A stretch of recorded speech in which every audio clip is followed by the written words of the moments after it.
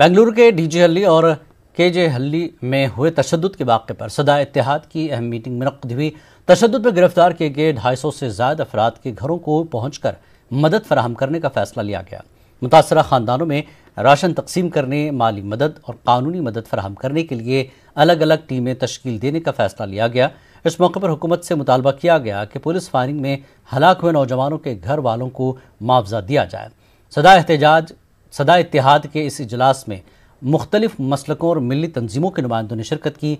मजहब के नाम पर नफरत फैलाने वालों के खिलाफ कार्रवाई करने, किसी मजहब के रहनुमाओं की तौहीन करने वालों के खिलाफ सख्त कानून लाने का मरकजी और रियासती हुकूमतों से मुतालबा किया गया।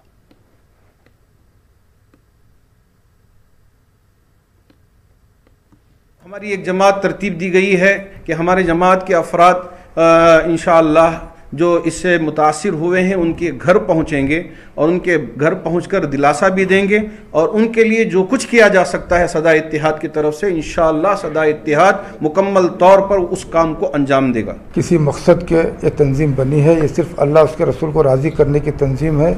यहाँ किसी को भेदभाव नहीं है।